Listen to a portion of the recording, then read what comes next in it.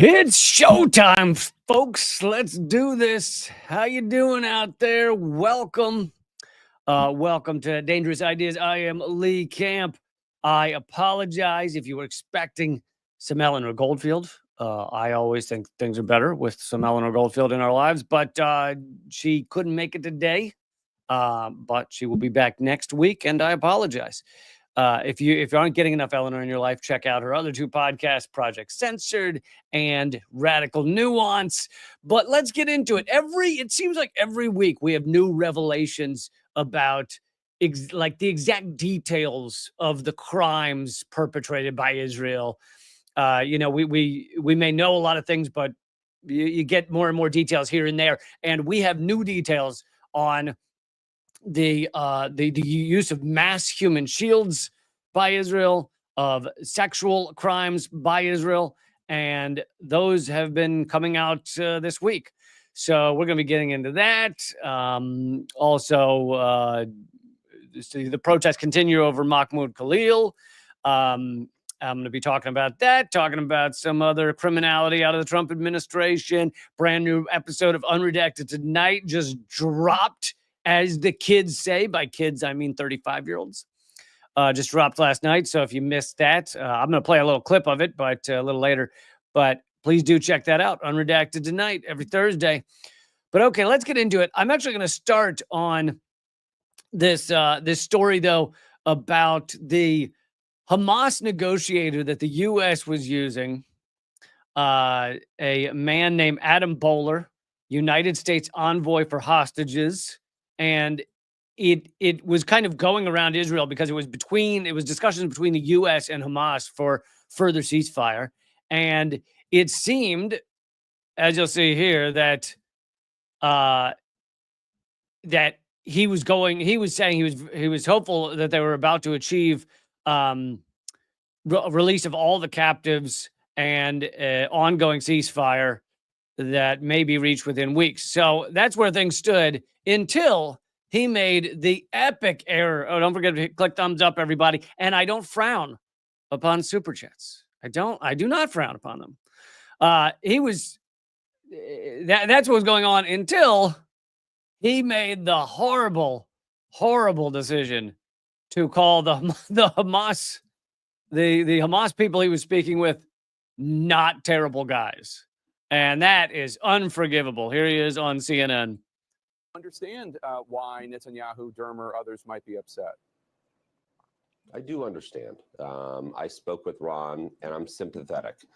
He has someone that he doesn't know well, making direct contact with Hamas. Maybe I would see them and say, look, they don't have horns growing out of their head. They're actually guys like us. They're pretty nice guys. So he doesn't know me, and there are big stakes. He lives in a country where if it sets certain precedents, then it will hurt or help a lot of other people. So I understand the consternation and the concern, and I wasn't upset. At the same time, we're the United States. We're not an agent of Israel. We have specific interests at play. Maybe the other problem was he said that we're not an agent of Israel. We actually have our own foreign policy outside of Israel. We don't really. Israel's foreign policy is our foreign policy largely. But that's what he said. Thank you, Teresa, for supporting the show. It really does mean a lot. Love you, Teresa. You rock. But I think the thing that more likely got him booted, like immediately after this interview, was that he said that the Hamas men he was speaking with were nice guys. Say, look, they don't have horns growing out of their head. They're actually guys like us. They're pretty nice guys. They're guys like us. They're pretty nice guys. And fired. And gone. You cannot say that the people you're speaking to are okay, that they're human, that they don't have horns growing out of their heads. No, you cannot.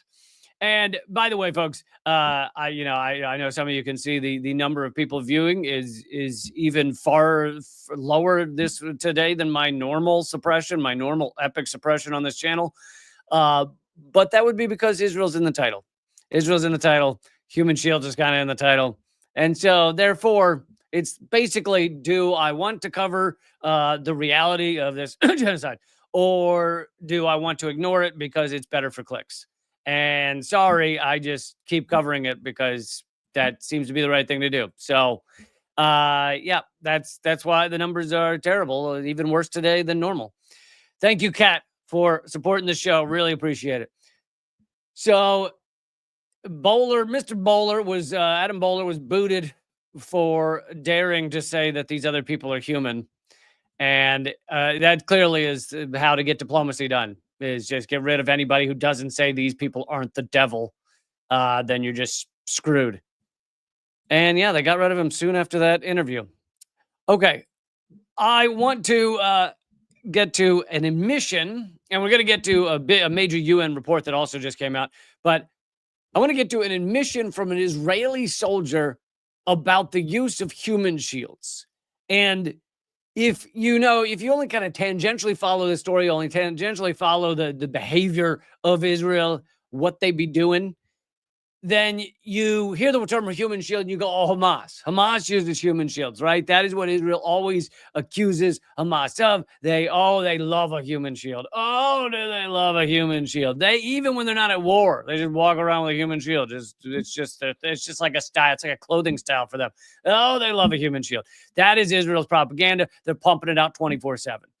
The truth is, there's very little to none evidence of Hamas militants using human shields. However, there is loads of evidence, including photos and videos of Israel using human shields. Israel literally strapping Palestinians onto the front of their Jeeps and their trucks and their tanks, innocent Palestinians, because they think they're less likely to get bombed or shot if they have an innocent Palestinian strapped to their vehicle.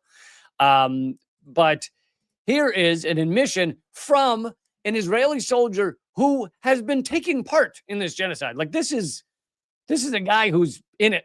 This is not a former IDF soldier who, the moment after October 7th said, I ain't taking part in a genocide. No, this is a war criminal, a member of the genocide. But even this was a little too much for him, I guess, because he decided to relay what he saw. This is coming from an article in Haaretz, a well-known Israeli newspaper.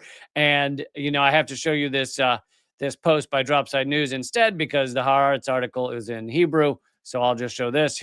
So here's an excerpt from the article. Current IDF soldier. I saw that 6 investigations were opened by the military police, MP, regarding the use of Palestinians as human shields. And I almost choked.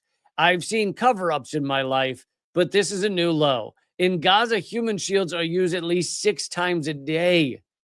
So he's laughing at the fact that there's only 6 investigations into the use of human shields. He's like, no, this is the norm. He says 6 times a day. If the MP, military police, wants to do its job seriously, they should open at least 2,190 investigations. But the MP just wants to pretend to the world that we're investigating ourselves, so they find a few scapegoats and pin everything on them. Chances are the scapegoats were soldiers that they were somehow looking to go after anyway. Somehow made their superiors angry, and so why not scapegoat them with this human shield stuff? The IDF soldier says, I was in Gaza for 9 months. I saw many new procedures. One of the worst was called mosquito procedure. Innocent Palestinians were forced to enter homes in Gaza and, quote unquote, clear them, meaning checking for militants or explosives. So this is still another form of human shields. It's not strapping them to the tank. What it is you take an innocent Palestinian and you send them into a home to see if it's booby trapped, see if a bomb goes off, see if something happens to them when they walk in there. Keep in mind, they have done nothing wrong. This isn't some kind of punishment to them. This is simply the fact that they are Palestinian. So they are sent into these houses to see if they die. And if they don't die, then the IDF decides the house is clear for them to go into. So this is absolutely the dictionary definition of human shields. The IDF soldier says we gave it various names: mosquito procedure, shawish, which means slaves, or platforms. I first encountered this in December 2023, 2 months into the ground maneuver.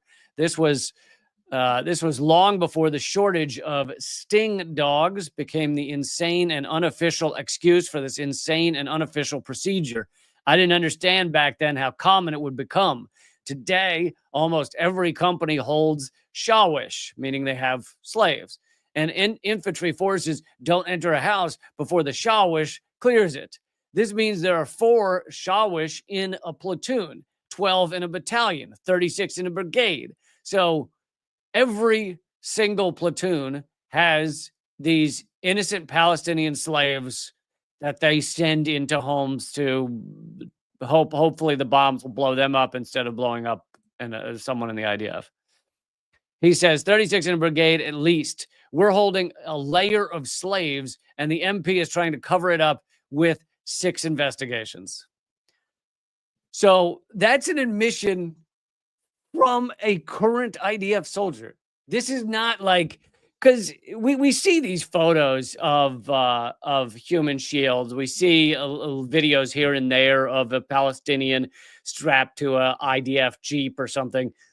And a lot of people assume that these are like exceptions, that these are the rogue IDF soldiers that are doing something disgusting. Not that they aren't all doing something disgusting about being part of a genocide, but that this is a rogue activity.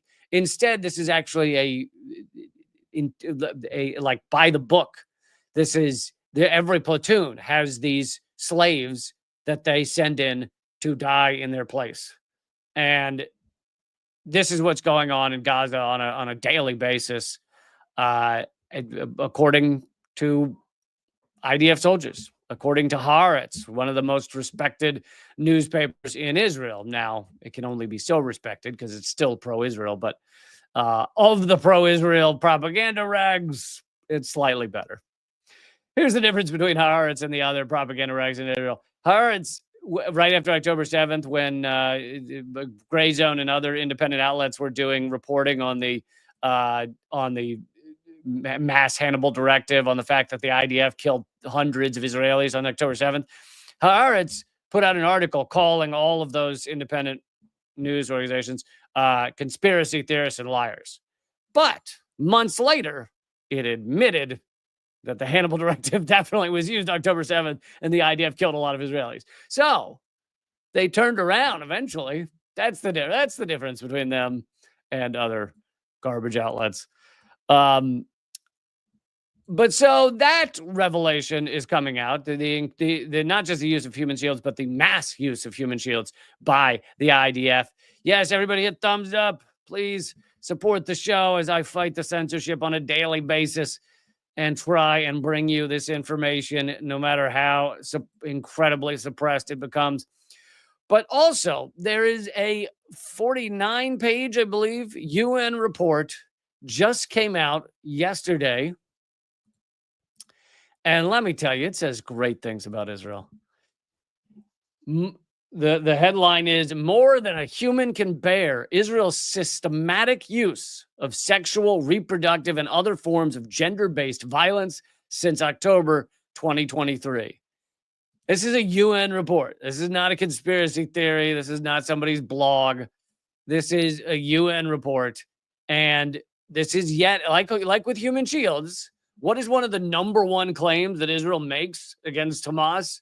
Sexual crimes, right? Systemic. I guess I have to say R word, or YouTube will like delete my video. They're already not showing it to anyone, but at least, but if I say R word, maybe they won't delete it. It is amazing how much YouTube is making sure we don't discuss real shit, not just Israel, but R wording, various forms of self-harm that I can't say, you can't talk about. You can't talk about the atsies that starts with an N. So basically, YouTube has created a real void for far right wing, like war crimes, hate crimes, sex crimes, to just be allowed to go on without any discussion. Like, you can't tell people not to do those things. Hey, here's an idea, folks. Don't be an Atsi starting with an N, because you can't say that on YouTube because they won't let you talk about Atsis. Okay. And you'll see, I've noticed, like, the big channels, they have more sophisticated ways of going around this. Like they'll say it, but because their stuff is edited and not a live stream, it gets bleeped out or something. Or they have instead of saying PORN, they'd say prawn. Like there's a lot of things that the big channels know how to do to avoid saying anything of substance. Okay. Here's from this UN report. Israel has increasingly employed sexual, reproductive, and other forms of gender-based violence against Palestinians as part of a broader effort to undermine their right to self-determination and carried out genocidal acts through the systematic destruction of sexual and reproductive healthcare facilities, according to a new report issued today by the UN Independent International Commission of Inquiry on the Occupied Palestinian Territory. I love that name. Their business card must look like a pool cover, you know? They must have to like carry it around with them with like 3 people at the back lifting up the end of the business card. The report documents a broad range of violations perpetrated against Palestinian women, men, girls, and boys. That sounds like all of the things, does it not? They could have just said against people across the occupied Palestinian territory since October 7th that constitutes a major element in the ill treatment of Palestinians and are part of the unlawful occupation and persecution of Palestinians as a group. The evidence collected by the commission reveals a deplorable increase in sexual and gender-based violence. Oh, you mean the thing Israel accuses Hamas of every time you hear a word out of their mouths and is then just faithfully repeated by all of our mainstream media? Oh, you mean that thing is what Israel's doing? Huh, that's funny because I hear a lot about how Hamas is doing it. It's for some reason our mainstream media doesn't mention UN reports saying that Israel is doing it.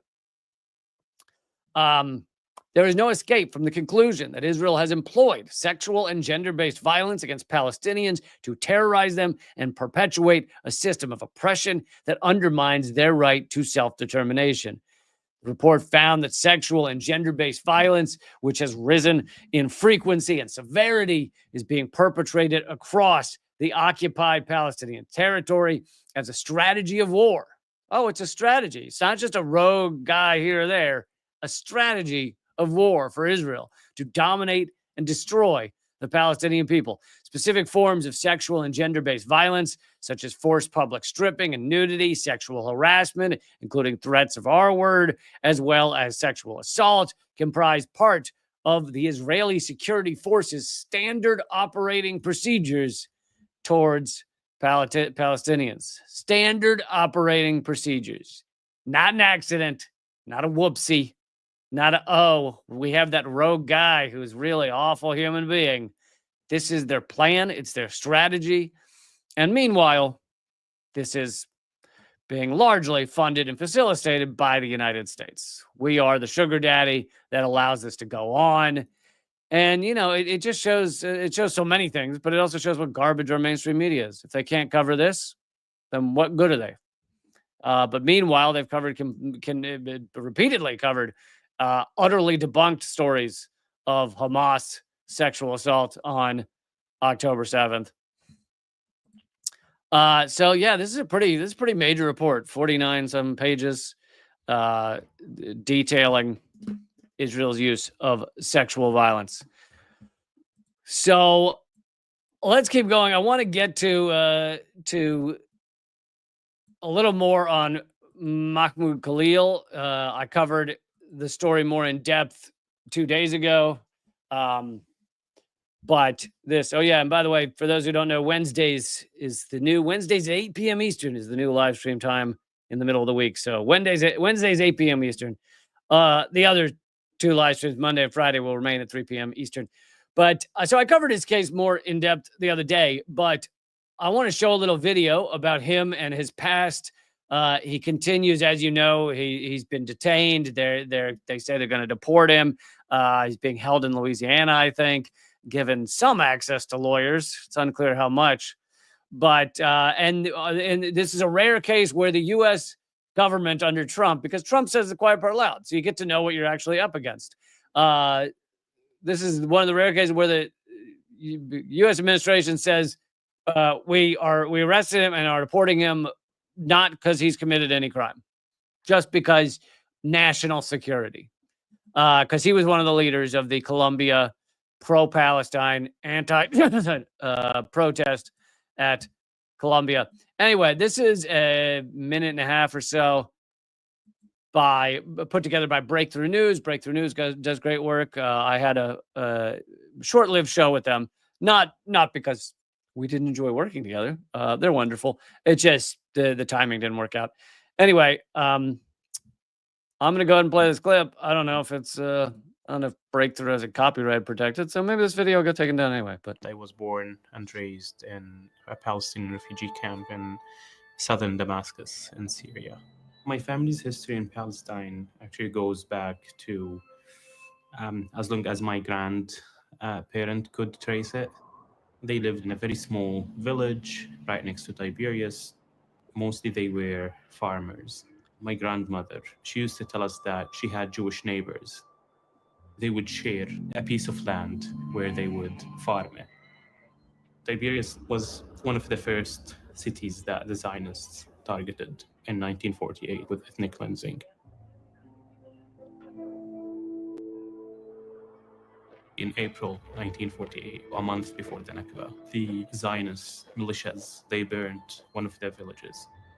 When they heard the news, I think most of you know what the Nakba is, but it was when the state of Israel was founded in 1947, 48. It was they went around and just annihilated, kicked out, ethnically cleansed large swaths of the region, and there were 700,000 refugees during the Nakba, as well as the numbers vary a lot, but definitely thousands of just straight up executions and murders perpetrated by the brand new state of Israel. April 1948, a month before the Nakba, the Zionist militias, they burnt one of their villages. When they heard the news about it, they had to leave immediately. Some of the men went to fight. Big families, they had to go to Syria. My grandmother, she was pregnant at that time. She had to walk 40 miles. She gave birth on the way. When they arrived in the refugee camp, they thought it's just a matter of days until they would go back. They did not want to be killed because they heard about the horror stories across Tiberias. My dad was born in a tent. His family lived in that tent until like mid-70s when they upgraded to small structures. In the 90s, they finally kind of like had concrete buildings. To us, it was always a temporary home until we go back to Palestine. So that's the end of the clip. I'm not cutting it off early. But that is a documentary put together by Breakthrough News called The Encampments, but I think it's not out yet, but keep an eye out for that. They do great work over there. But yeah, that's the story of Mahmoud Khalil and his family getting kicked out of their homeland and living in tents for years just to survive. And then, you know, I imagine the view of his family, he gets lucky. He gets this maybe a scholarship or at least admission to Columbia University, and he's a grad student there when the October 7th happens. And if this were your life story, if you had his life story, and you found yourself at Columbia University, and you found that you were watching on the news as October 7th and everything after it unfolds and the genocide begins, would you sit there in your room and go, I just need to study, you know, I'm not really going to do anything else? Or would you do like he did and say, we need to protest this and go out in the quad or whatever they call it and get furious, even though almost all of it was peaceful protesting? And the times where it did get violent, it was essentially every time perpetrated by violent anti-protesters coming and attacking them. And generally when people are attacked, they tend to defend themselves. And some of the anti-protesters were the cops. So Columbia called in the cops and, arrested some of the students, etc. It had been the last time they'd called in the NYPD to arrest students at Columbia was 1968 during the Vietnam War. And anyway, Mahmoud Khalil was one of the organizers of the Columbia protest, and now they have him in prison, and they want to deport him, and they have not accused him of a crime. They just say it's for national security reasons. Luckily, there are protesters against his confinement around this country. Here is NBC News reporting on nearly 100 protesters arrested after a sit-in at the Trump Tower in New York City to demand the release of Mahmoud Khalil. And of course, a lot of these protests, especially ones that are at Trump Tower or at Tesla dealerships, Trump is trying to make it legal for the government to arrest protesters, even nonviolent ones who are just blocking entrances, blocking business as usual. And that is, it's one of the telltale signs of fascism, right?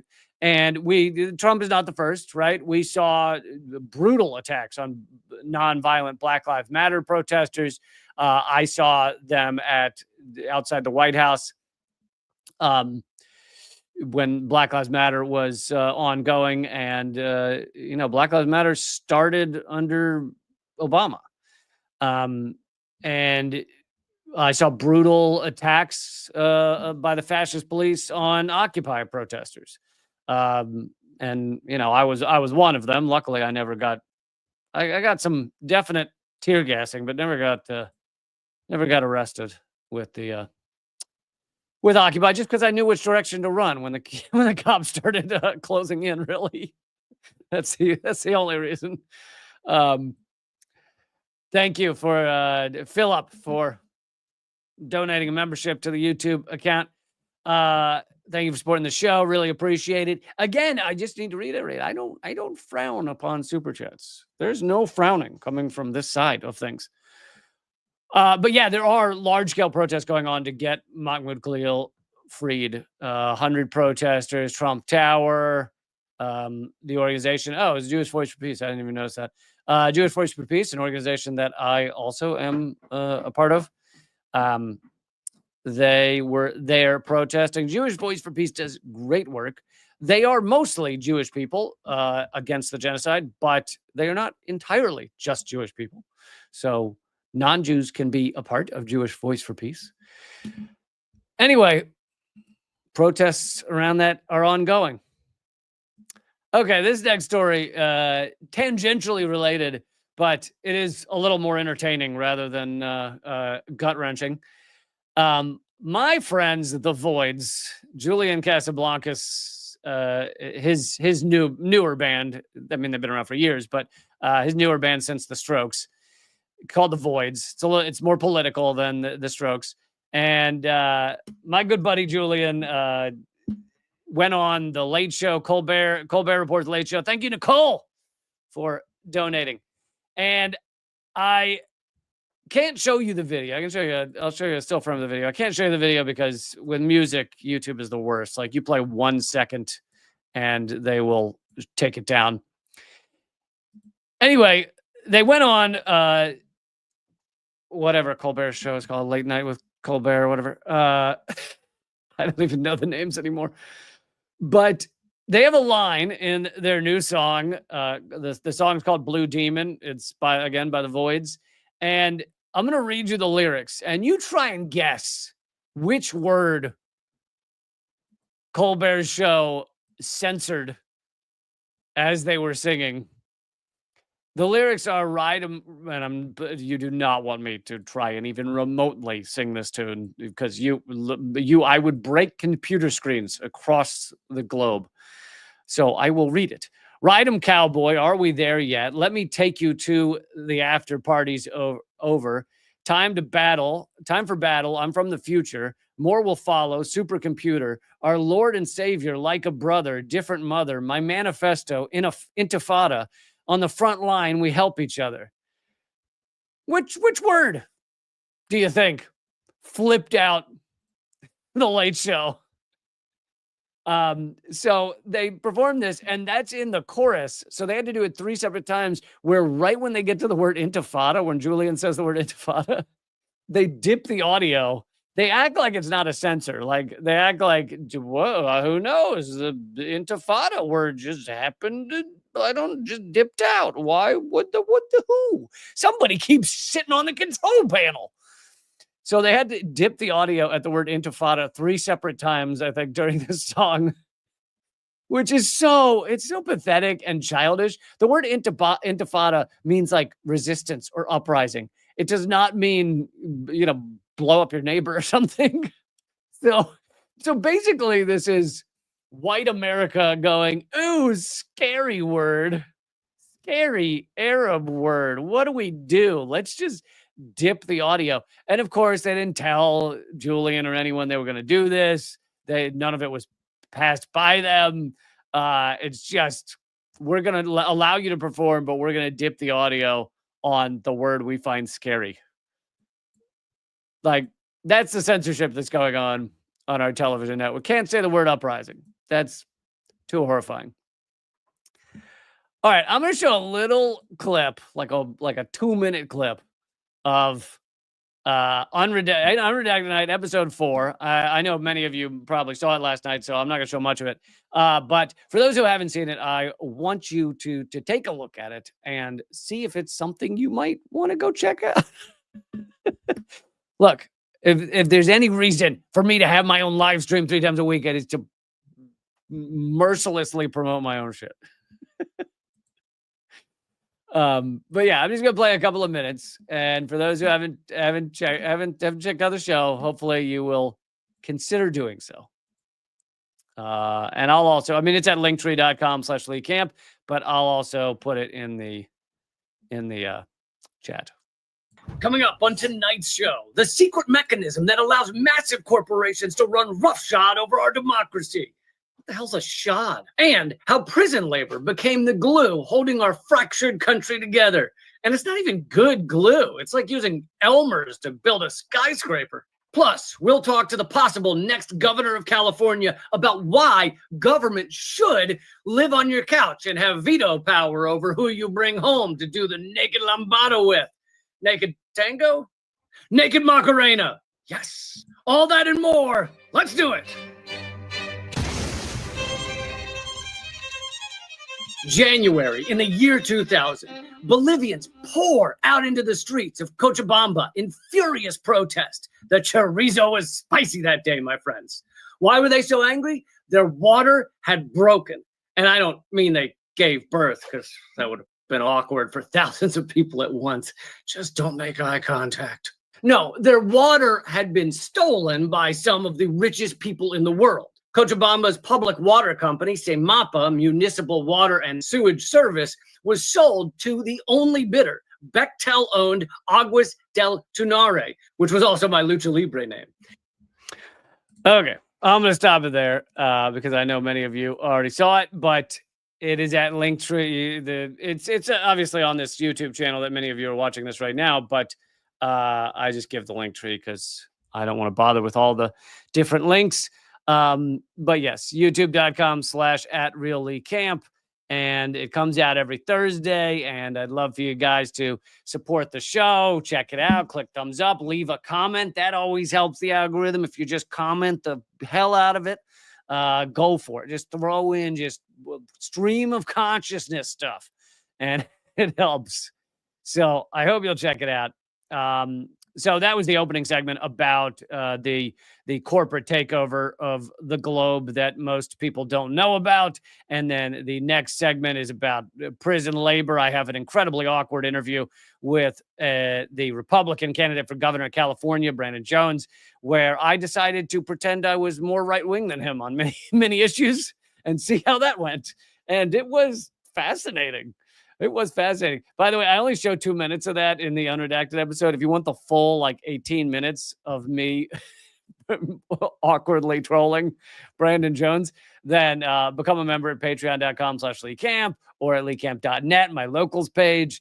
And there's some lovely moments in there. Maybe on a future live stream, I'll bring you a moment or two from my kind of bizarre interview with Brandon Jones. So yeah, that's the new show. Hope you guys keep supporting it because I will keep doing it as long as it is conceivably possible for me to keep doing it. Okay. This relates to our last topic we were just covering. The DOJ is deploying anti-Semitism task forces to 4 U.S. cities as part of crackdown on pro-Palestine protests. The U.S. Department of Justice said Thursday that its recently created federal task force to combat anti-Semitism will be heading to 4 U.S. cities as part of the Trump administration's broad crackdown on college protests critical of Israel. The DOJ said the task force, led by attorney Leo Terrell, will be visiting the leadership of New York, Boston, Chicago, and Los Angeles to discuss their responses to incidents of anti-Semitism at schools. And I'll just remind you, everyone, that actual reports of anti-Semitism are rather rare. They've become, they've become a little more common since Israel started committing genocide on a daily basis. But literal anti-Semitism, like the real thing, not the thing Israel claims every 2 minutes if you actually just look in their direction, the real thing, the real anti-Semitism, rather rare in America. And yet they are using that term, anti-Semitism, to attack and arrest anyone who dare criticize or go after Israel for their policies of genocide and ethnic cleansing, etc. While the pro-Palestine protests swept college campuses have been labeled anti-Semitic, many Jewish students and organizations have participated. The DOJ said that Terrell informed city leaders that he was aware of allegations that the schools in their respective cities may have failed to protect Jewish students from unlawful discrimination, such as protesting Israel. It's funny. I thought it was actually legal to protest in this country. I thought that was kind of like one of the things that was supposed to be okay. No? Is that not? Are we not doing that anymore? Anyway, Trump's crackdown on protests continues. And again, this is one of the telltale signs of fascism, is even moderate protest is not allowed. Let's move to Trump's crackdown on climate protesters. We'll go from one to another. Trump's FBI moves to criminally charge major climate groups because apparently protesting the climate, protesting the behavior, the policies that are causing climate crisis should be illegal. The FBI is moving to criminalize groups like Habitat for Humanity for receiving grants from the EPA under the Biden administration. Citibank revealed in a court filing Wednesday that it was told to freeze the group's bank accounts at the FBI's request. Habitat for Humanity. Now, there is some criticism of Habitat for Humanity, like, certain times they have not built the best homes or things like that. Those criticisms are not that they're that I've ever seen, or not that they're committing fraud for climate protest. The reason that FBI said to freeze their bank accounts was the FBI alleges the group are involved in possible criminal violations, including conspiracy to defraud the United States. The FBI has told Citibank that recipients of EPA climate grants are being considered as potentially liable for fraud. That is, the Trump administration wants to criminalize work on climate science and impacts, and they have shut down a lot of climate science that was ongoing. An incoming administration not only cancels federal grants. Oh, sorry, this is some tweet. The incoming administration not only cancels federal grants, but declares recipients as criminals. All these grantees applied under government calls for environmental work were reviewed and accepted. Trump wants to jail them. Even if it has nothing to do. Thank you, Philip, for supporting the show. Even if this had nothing to do with climate change, climate crisis, the idea of like you apply for a federal grant, you get it, and then the next president says by getting that grant, you're guilty of fraud is kind of amazing. Philip says the political meaning of intifada in Arabic, same as the political meaning of don't tread on me in the 70s and 80s. Oh, is the same as the don't tread on me. Palestinians agree with Americans on opposition to being bullied by empires. Thank you, Philip. Good point. But yeah, they are. The Trump administration is going after any kind of like even small level work to stop climate crisis. The tiniest of things, because it's kind of funny, because how much has Habitat for Humanity actually stopped our government from moving forward on our policies that are just absolutely eating this planet alive and shitting it out? Zero, maybe less than zero. Habitat for Humanity has not stopped climate crisis, okay? At all. It might have built some houses for people who were flooded out by climate crisis, but so the idea, like the idea that the Trump administration wants to believe like we need to stop I mean, you got to remember what's at the heart of this, and like deep down, you know, I like to get to those core level understandings of these things. Yes, the Republicans say climate change isn't happening because they don't believe in 99.7% of all peer-reviewed scientific studies of literally hundreds of thousands of scientists. As many have said, climate science is now globally probably one of the most studied things the world has ever known. Now, part of that has to do with the fact that until 50 years ago, you weren't trading information internationally that easily. But it is like one of the most studied things ever by our modern level of advanced scientists. And 99.7% say it's happening. So, yeah, you've got that kind of understanding that Republicans want to say it's not happening. So anything that would even pretend to acknowledge that it's happening is bad for their policies, because it doesn't look good for their government that where they say climate change is happening, to have scientists studying how climate change is happening. But what's below that? Why is it that it is so dangerous for the current status quo of ruling elite to acknowledge that climate change is happening? Well, I'd say the two biggest ones are it reveals that capitalism will destroy this planet. I mean, market economics. The idea that you can just make a lot of money by knocking down a forest. If someone owns a forest, cut it all down, sell the wood, make a shit ton of money, maybe millions and millions of dollars, depending on the size of the forest. What does that do for the future? It destroys a whole swath of the world. That becomes unlivable. Endangered species die. Animals have nowhere to go. There's nothing to grow food. Like, it is utterly devastating to our future, but that's not how our market system works, right? Our market system works, how much money can you get right now?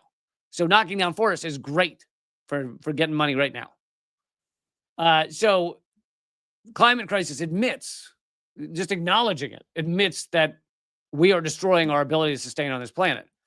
So they have to get rid of it for that reason. I mean, to wipe it off, act like it's not happening. Another reason, probably equally important, and it still has to do with economics, but is the petrodollar. Is that the U.S., our money is based on petroleum, based on fossil fuel sales and usage. And so if countries around the world and people around the world switch away from fossil fuels, that is devastating to the U.S. dollar. And we're seeing it happening. Used to be that 60% of the global reserve currency was in the U.S. dollar. I think it's down to like 40-something%. So that's decreasing because multiple reasons, but one of the biggest ones is petroleum. We're switching away from petroleum. Petrodollar is becoming less important. There's many countries that used to buy and sell oil in dollars, and now they aren't. So that also is harming the petrodollar. And at the heart of this, one of the big reasons, part of it's for the way the U.S. behaves, the way we just destroy countries, that's having an impact.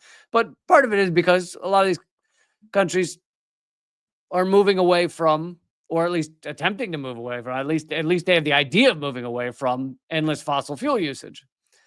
And if you admit climate crisis is happening, then the only rational thing to do is immediately move off of fossil fuels. And so they have to shred the entire idea that it's even a thing. Like that it even exists. And so they're trying to get rid of organizations that just have grants connected to climate. And of course, they're also shredding the EPA but as I've said, the EPA, was limp dick at best. They hadn't, there's like 1,000 chemicals they hadn't added to their toxic chemical list, because the last time they updated their toxic chemical list was like 20 years ago or 30 years ago or something. So as all these new regularly used chemicals come into play, the EPA just hadn't added it. Was like, no, what are you talking about? That's not dangerous. And even that limp dick EPA is too much for Donald Trump, so he wants to shred it even more. Anyway, that's an interesting development in the Trump administration. Another interesting development is their impending setting fire to the Department of Education. Democratic attorneys general across the country, 20 of them, so 20 different states, are suing Trump over the gutting of the education department. A group of Democratic attorneys general filed a lawsuit on Thursday to block significant cuts to the Department of Education made by Trump, led by the New York Attorney General, Letitia James. The coalition of more than 20 states filed suit in federal court after the agency cut about half of its workforce. More than 1,300 employees were laid off in a single day, the latest move toward Donald Trump's goal of dismantling the department entirely. And this has been an aim of Republicans and right-wingers for a while now. Remember back, there was a famous debate moment when Rick Perry, the former governor of Texas, said, the moment I become president, I'm going to get rid of 3 departments. And he couldn't remember all the departments he wanted to. He listed one of them, and then he said, and it was just about the end of his. Those were simpler times. It was the end of his presidential run, because he looked so dumb. I want to erase 3 departments of the federal government. I don't know what they are. Yeah, that doesn't play well. You need to kind of know. But one of them that he supposedly wanted to get rid of was the Department of Education. And this is because the Department of Education largely helps the poorer students. Public education helps the poorer students. I went to public schools and I grew up middle class, but if you grow up upper class, and many people grow up middle class, they're not going to the public schools. It depends on what state, what area of the country. But so public schools and the Department of Education, the people they help the most are going to be poorer and middle class Americans. Educating poorer and middle class Americans does not benefit the rich. In fact, it creates competition for the rich. It also, sometimes those poorer people can end up becoming smart and leading things like revolutions and leading people to do bad things, like realize that the actual enemy of love and sustainability and peace and the environment is the rich and the oligarchy, rather than your brothers and sisters and fellow workers. And if you realize that kind of thing, that's very bad for them. So they don't really want you educated. I mean, and they've done a good job of kind of gutting these things without actively getting rid of the Department of Education. Like 21% of Americans are functionally illiterate, meaning they can text the eggplant emoji to their friends, but they couldn't read a paragraph out of a book. So, functionally illiterate is different than fully illiterate, but 21%, nearly a quarter of this country couldn't read a book. And why is it why would the richest country in the world allow us to get to that point? Because an educated populace under capitalism is a bad thing. An educated ruling elite might be a good thing. Educated Wall Street for them might be a good thing. But an educated general populace, especially the bottom 50%. Not really good. Not a good thing. So they've been aching to do this for a long time, and they've kind of partially done it without fully doing it. And who are the people that get hurt the most by gutting the Department of Education? It's going to be the poorest students, but it's also going to be those with disabilities. Is something the Department of Education is heavily involved in. It's going to be those who have experienced discrimination or sexual assault. It's going to be the non-white students tend to benefit more. So all of these things that Trump is shredding, the ones who are going to feel it the hardest are going to be the ones with the least in this country. Sounds great, doesn't it? Sociopath test.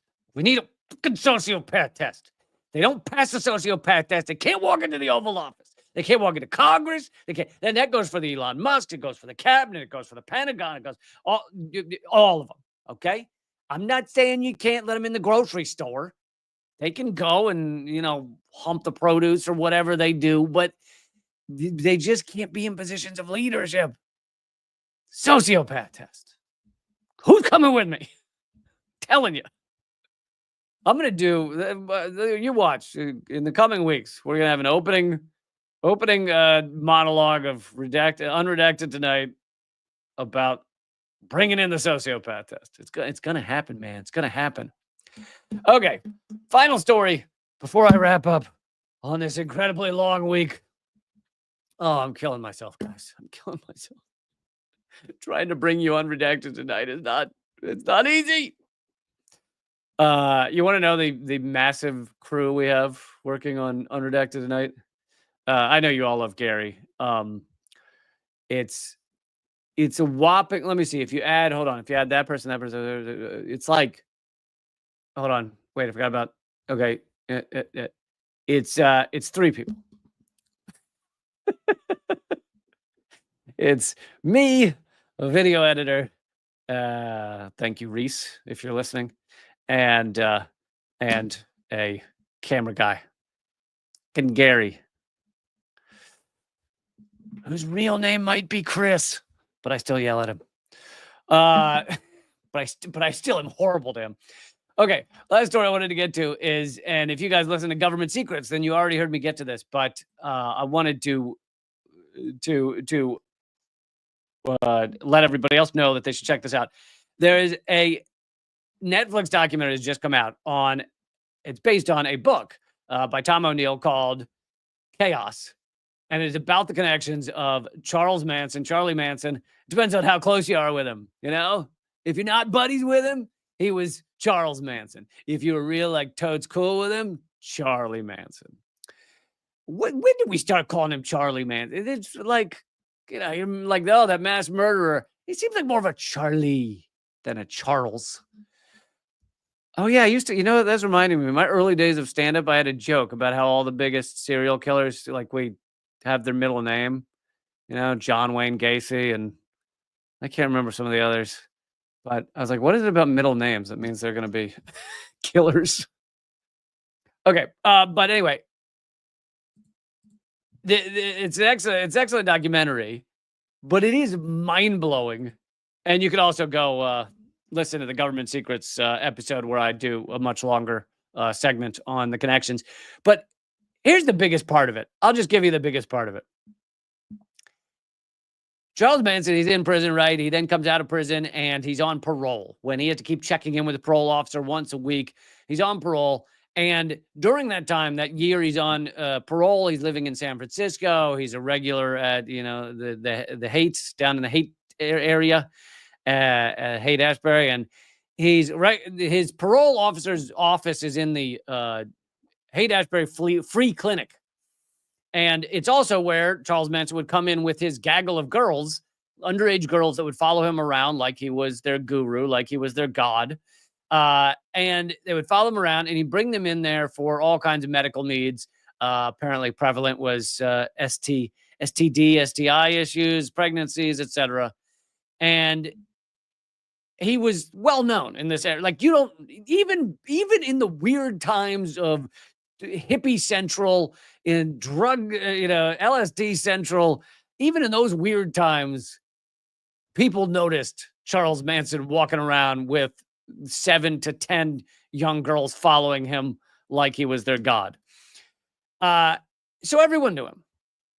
It just so and by the way, he keeps violating his parole. They're always stealing. He's violating it endlessly, and they never lock him back up.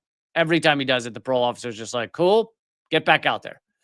Now, why would that be? But more importantly than that, the New York Times and other outlets have revealed the names of just like 8 or 9 of the biggest MK Ultra, Operation Chaos, CIA, psychiatrists and scientists who were in charge of the brain manipulation studies that the CIA and FBI were involved in the 60s. Horrific stuff where they would dose people with LSD and not tell them they were doing it, and had all other kinds of tricks, hypnosis, etc., to see what kind of brain control, what kind of mind control they could perpetrate on these people, whether they could get them to do things, whether they could get false memories implanted in their brain, all of these things. One of the main guys was a guy named Jolly West, nicknamed Jolly. Don't know why. Sounds horrific.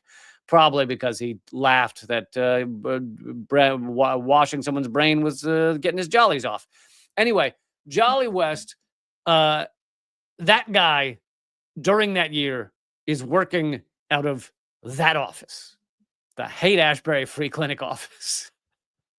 Same year that Charles Manson's coming in every day. And they have not, like, so the researcher Tom O'Neill is not, he spent 20 years on this. And he does not have the like smoking guns, CIA papers saying we're working with Charles Manson. That doesn't exist, or at least doesn't yet. But what kind of coincidence is that? That the guy who has a level of mind control you rarely ever see. Like, you remember after he got these women to, there was a guy too, right? Or a couple of guys, Tex Watson. So after he got these people to go and murder people they'd never met and feel nothing while doing it. After he got all them to do that, after they're obviously, they sleeps with them constantly, drugs them constantly, gets them to do anything he wants. After all that, they're then arrested, or some of them arrested, put in prison. Do you remember the videos? The other ones are sitting outside the courtroom steps on the sidewalk on their knees, talking about how wonderful Charles Manson is and how we all should bow down to him and he's going to save us. Like, that's the level of brainwashing we're talking. A level that is rare, to say the least. He had that ability, Charles Manson somehow did, to create that. And he just so happens to have been in the same office as the lead brainwasher of the most horrific and powerful intelligence agency the world has ever seen. What are the odds? What are the odds? And of course, there's different, if you take the next step and say, okay, it's connected to CIA, there's different ways that could like manifest itself. It doesn't have to be that he was a CIA agent or something. It could be that they screwed him up with their techniques and then sent him out after that. It could be, I mean, from all accounts, he was pretty weird before he got out of prison the first time. But it could also be that they somehow gave him access to their methods to allow him to then brainwash others. There's a lot of possibilities as to what was their connection. He may have never known that the people he was talking to at the Haight-Ashbury Clinic were had any connection to CIA or anything.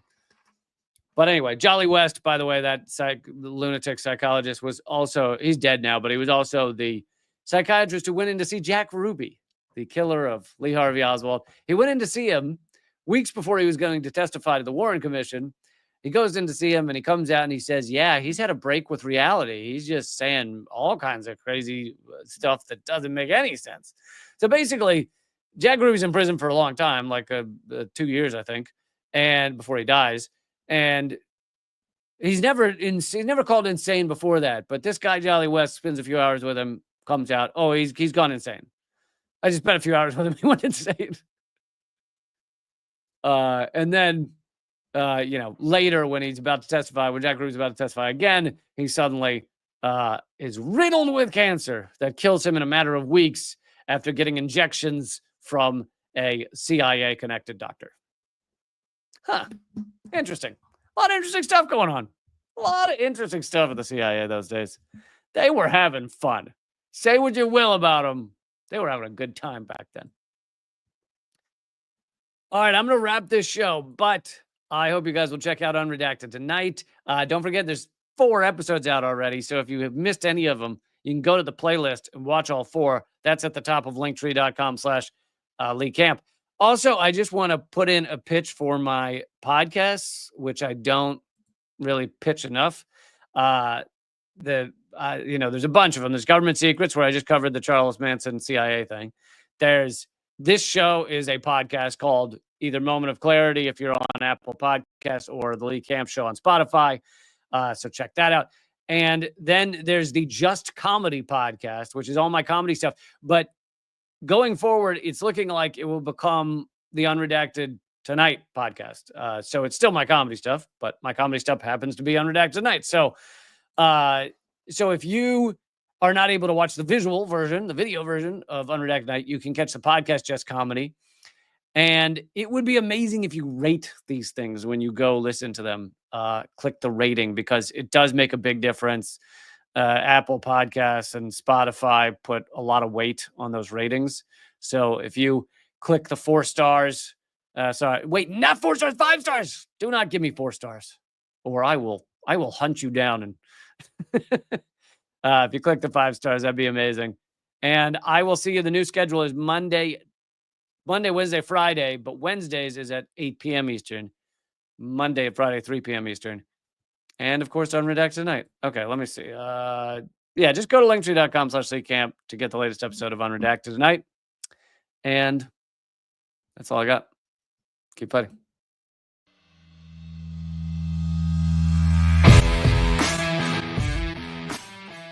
Well, brother, I salute you, though, man. You're one of the few that bring together this tremendous artistic talent and still be in such deep solidarity with oppressed people. It's an honor to be here, because I'll tell you, Lee, you have one of the funniest shows on television, bar none. It's an enormous pleasure to be here. While I was waiting, I was leafing through your wonderful book. The same to you. I love your show. Be happy to come back anytime. Lee, this is one of the great honors of my long career, just to be in the same earth with you. I'm sure. We're just so blinded. We have so many blinders on because our society doesn't want us to know things. And so it takes shows like your show, and it is clearly designed to eradicate. Hey, good to see you. Hey, Jill, how are you? Julian, thanks for joining me. Honor to have you, brother. Consumerism is a theory that people should behave this way to help each other. It's not. Mr. George Galloway, thank you so much for joining me in these dark times. Always a pleasure, my friend. Thank you so much, Lee, for having me on. Keep fighting. Ha ha.